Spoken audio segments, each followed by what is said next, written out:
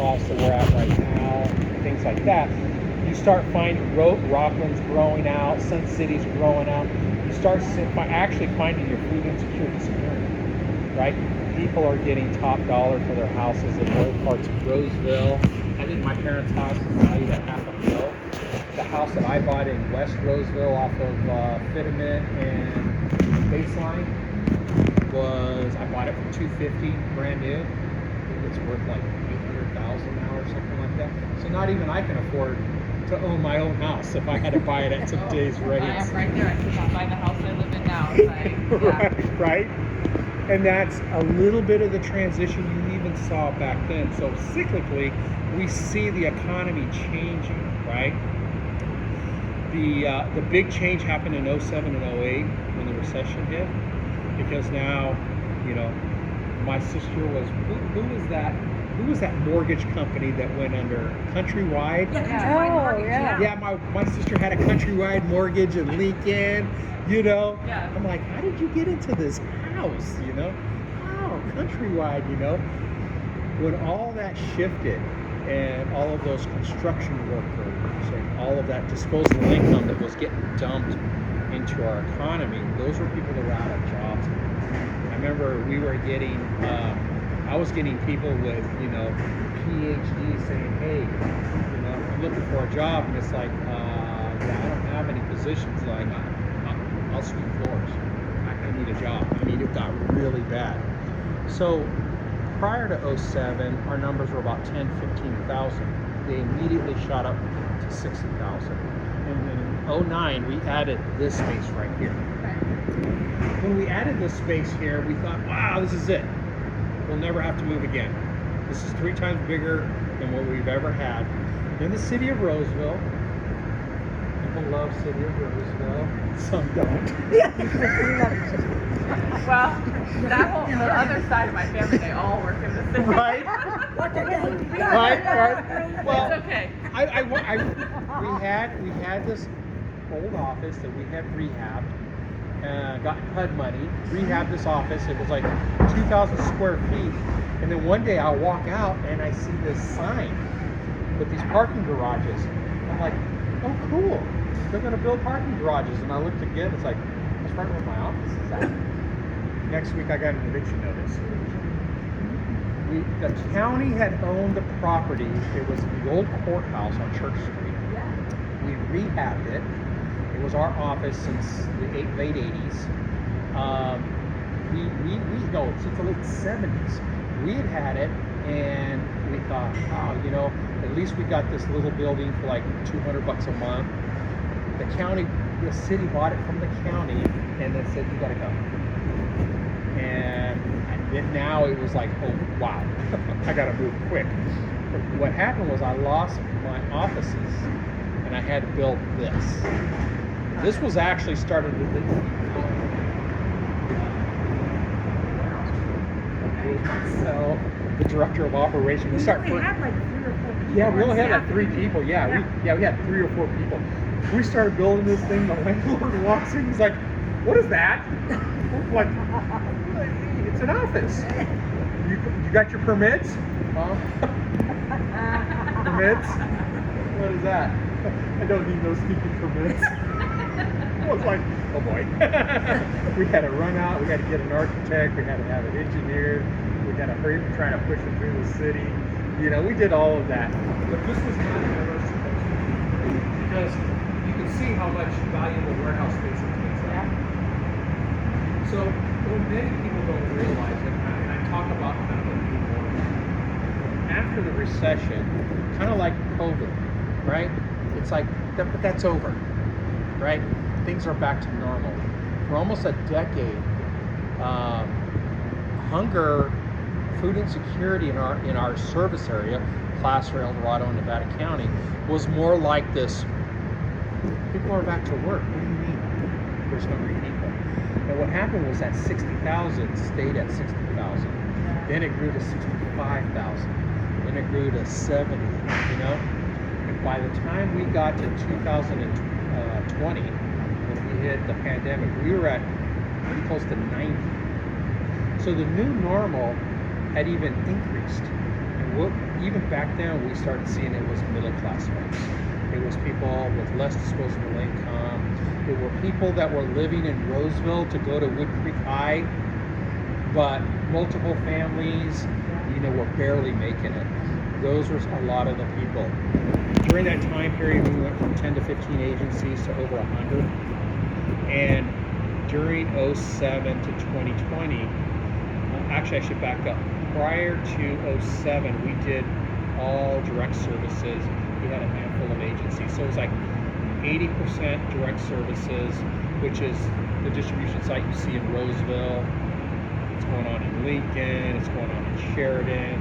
It goes on in Colfax, Forest Hill, Pollock Pines, Georgetown, Placerville, Cameron Park, right?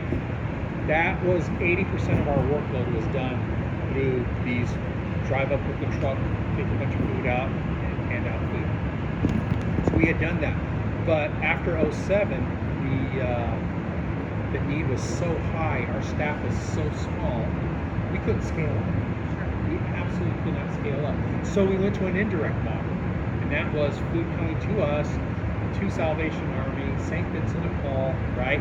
And we're all vying for, food for families money. We're all vying for food for family stores, right? We're all trying to work on that, and that's kind of the beginning of what put things into motion when Becca was here, and the transition from working with 80 organizations versus working with like 15, right?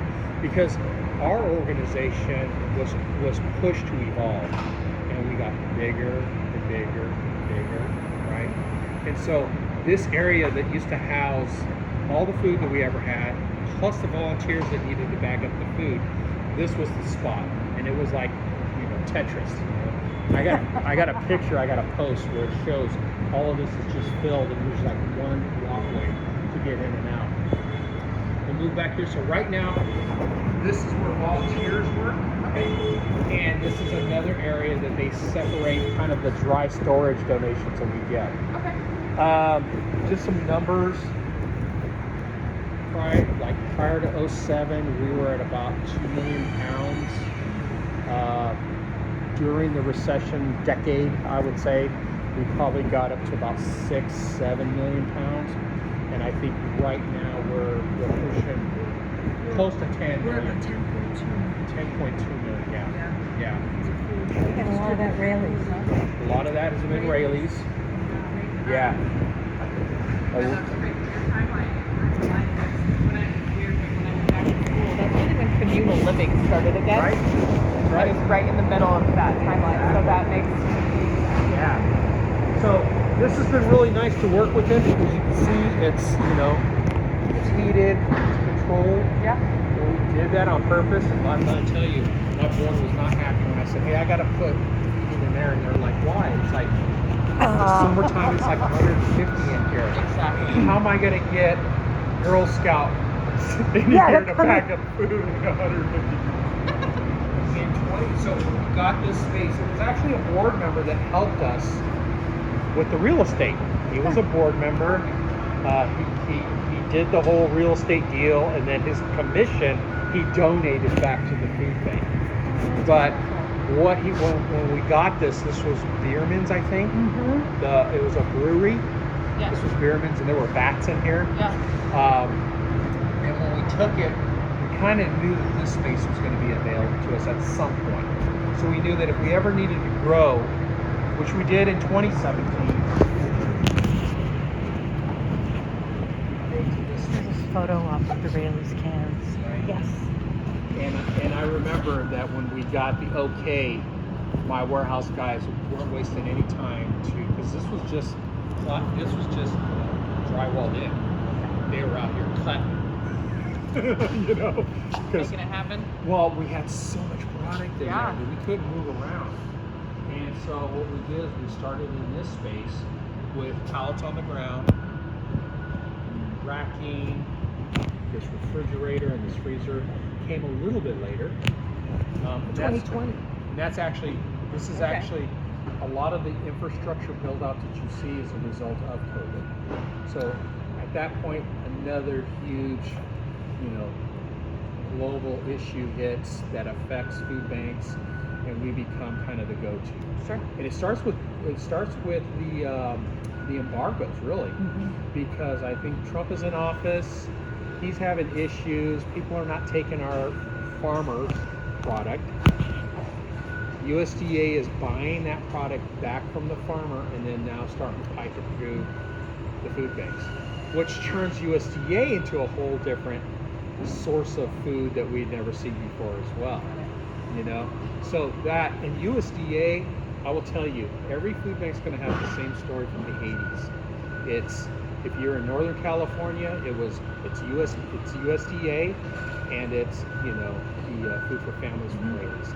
That was the beginning of food banking for us, because not until 2008 does Feeding America go retail recovery. Oh, what a concept! And it's like, yeah, I don't have any other resources here. I have to rely on retail recovery, right? So Raley's was way ahead of the ball game when it came to that. So as you can see, Superstore Industries, a lot of products coming in through Can I that. stay here, guys, a second? This is a photo op. That. Just Rayleigh's. You got Rayleigh's right behind here. There you go. Thank you. It's a cute shot. Where We'll get it to you. the transition that happens with Raley's is my gosh, the effect that USDA has on the ability to get refrigerators. You got to realize Raley's is neck and neck with this. People in the food banking industry that are in small, medium-sized food bank, the transition to us having all the stores, all the food, really allows us to have the impact that's needed during COVID. Because if you think about all these small little organizations, right, you're not going to walk into this. The other part that's not going to happen is that most of your agencies during COVID are like our retailers, right? They're just in trouble. I mean, and when people are coming in, it's like, you remember toilet paper? Oh yeah. It was like, take all the toilet paper off the shelves. You're out one like- roll per week. It's like, this is right? apocalyptic. We gotta hoard and grab and do whatever we Yep. can, right? Which affects all of our supply chain. Absolutely. Yep. I mean, we're all sitting in this together. And the beauty that happens is that because Becca, what was her name? The niece. Oh my gosh, I can't Rayleigh's niece? remember. Yeah. Jenny? Huh? Yeah. Jenny? Yes. She's the one that actually starts this conversation about working with Feeding America. She actually comes out to our little food banks and she's like, and she'd just taken over, Food for Families. Yep. She had just gotten into that space. So that's when all these conversations start happening. And thank God they happened, because we went to these drive-through distributions. You may have seen some stuff like going on in Texas and Sacramento where there's 2 miles long. Well, we're still doing that. We're still doing that. And this product is what's guaranteeing the shelf-stable stuff that's going on. Yeah, this is it. Because in Feeding America, they don't get this type of product. And if they do, it's typically going to be in areas that have manufacturing, which we don't see on the West Coast. Exactly. There is no manufacturing. So that kind of spins into the next relationship, California Association of Food Banks. They said, so I lost this one, but they had, I'm on the board, they had this, whoever wins the most of these questions, wins a prize, right? And it's board members, like, man, Michael Flood, who runs LA Regional, who I worked with in the 80s, he was a director of operations in Concord. He's like, hey Dave, you should know this one. I said, yeah, 1999. He's like, exactly. And then they came back and said, no, it was 2005. Farm to Families is developed. And we're like, I'm calling shenanigans. No, BS. I'm calling BS. No, I was there. But at right around 2000, and I remember that we were already doing this. when 9/11 hit. So that's why we had this whole, no, that's too late. But some money came in to San Francisco Food Bank. They got this class action suit. It was called Vitamin Settlement. And they said, we're going to keep $1 million and we're going to push another $2 million into the association. Now the association is this floundering little organization that we paid a couple $100 dues. We got an association, woo-hoo, you know. They didn't really do much. But at that time, the association had a contact with, what do you guys call the people that buy food for you, like produce and stuff like that? Food procurement? Well, for us, they're buyers. Procurement for us does more of like supply wares. So this guy was a buyer. Okay. For a lot of big retailers, right? He was doing it for Safeway and just a whole bunch of people. And this little guy walks in and says, what we should do is we should ask the farmers for some of their coals. We're like, okay. Yeah. They'll donate it? Well, yeah. Okay. What's the pitch here? Well, don't let it go on the ground. Let's get the seconds. Okay. Right? Well, conceptual. We're like, okay. Sure. Okay. Sounds like it. So he goes to the farmer. He asks the farmer. The farmer says, sounds great. Who's going to pick a packet? There you go. Yeah, right? That's Right? Makes sense. Yep. So we said we're going to use this money we got in Vitamin Settlement to get this program started. So that was the seed money that we used to get our Farmer Families program. And what happened was food banks over a period of time started writing into their budgets this pennies on the dollar to get produce. And so we became the big lots to the farmers when there was no second market. And maybe we have some food in here. But right now, the 41 food banks in California produce over 2 million pounds of produce. And that's, so you think of Raley's, you think of USDA, you think of Farmer Families. Well, mind you, when we had the place up front, it was a teeny tiny refrigerator. Right. And now you have a nice one. A nice Dude. Nice and chilly. Woo. End of the week, but what you'll see up to here and including that area right there, mostly that's going to be store recovery because that's in and out super fast. So a lot of store recovery is picked up on site and dropped at an agency. Refrigerated trucks, things like that. But you'll see potatoes, onions, blueberries, cabbage, carrots. They'll have carrots. We'll get this by the semi-load every week. So when volunteers, this is all loose. Yeah. So when volunteers come in, what they'll do is they'll get to this product, they'll clean it, they'll bag it. Yeah. They'll do X amount of pounds of onions, X amount of pounds of potatoes. They'll break it down and they'll re-kit it. Okay. Same with non-perishable items. There's a menu. We re-kit it. We re-box.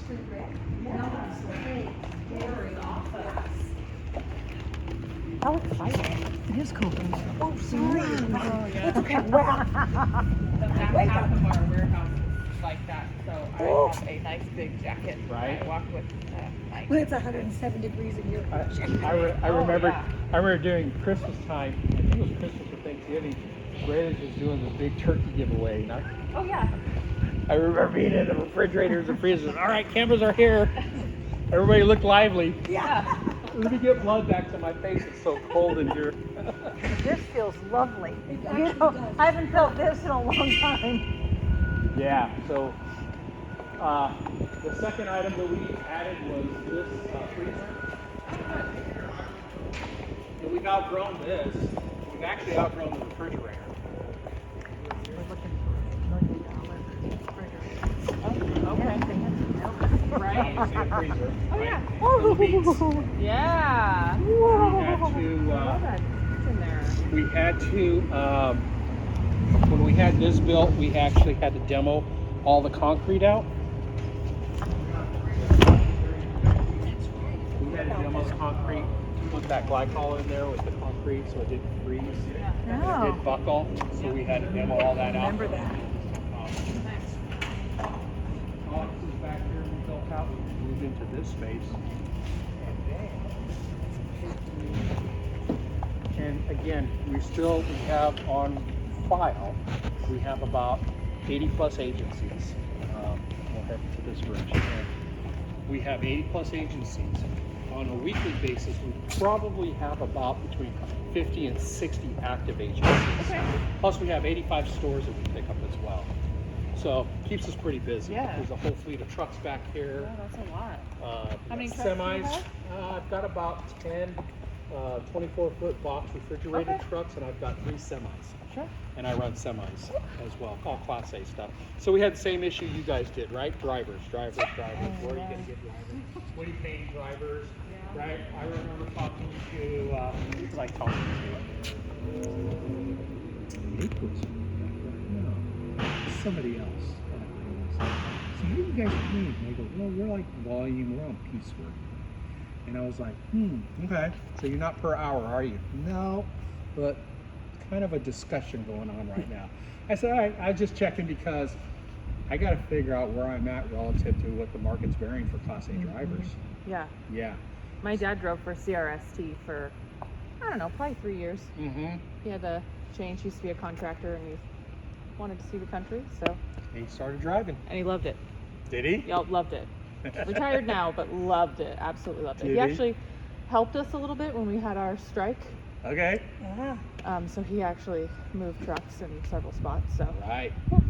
Yeah, I had to go get my Class A. yeah. I Oh, mean, there was days that Right, I didn't have a remember. driver, I love that. and it was like, okay, Ew, that's awesome. you know, or if a truck would break down, you know, I was like Whoops. the only one that was licensed Yeah. to unhook, rehook back up. Yeah. Yeah, I've driven to sites. I've done distribution sites as of a couple of years ago. Yeah. Yeah, That's a wow. really It was during awesome COVID skill. you got your Class A, I got my remember? Class A am during I COVID. going to have to go to driver's Yes. school? Okay. We might as well. And get my Let's- tool belt Let's out. add that to our. Right. Got my every- hammer We want ready. you. We want you guys to have passenger endorsement just in case. Yeah, we there start we trucking go. people around. Can you see me in a truck? Hey, that is actually kind of cool. I could totally drive one. I'm just Right? saying. All right, Yeah. you join us. So A board This- requirement now. Yeah. You're really Class this is actually going to be the new volunteers area. Okay. We acquired this arena softball. Obviously, didn't survive COVID. Yep. She's familiar. She played here. They weren't that busy before COVID. That's right. Oh, you played here? Yeah, Okay. 2 nights a week. Yeah. Really? Okay, Yeah. you know every inch of this. Yeah. Did you were you here before they had the restaurant built out? Yep. Yeah, that's when my daughter was here. She was managing the teams. Oh yeah, yeah. She worked for. Yeah, we played on a co-ed team 2 nights a week, Yeah. Tuesdays and Fridays. Yeah, you may remember my daughter. She was out here. Her, Wesley, a couple of others. They worked with. It was a couple, and he did the food, and then his wife was ran the pitching. Remember they did the pitching back Yeah. here. My niece used to have catching lessons out here. Right. Well done. Yep. We're a big softball family. Yeah, that's what my daughter loved, play softball. Then she got into soccer. So, yeah, I love soccer. My bucket list is I want to go to La Liga. I want to watch some World Cup games. I don't care who it is, men, women. Oh, That's I love exactly that. what I want. I'm going to go to Premier League. I want to be in the crowd. Hey, soccer's no joke either.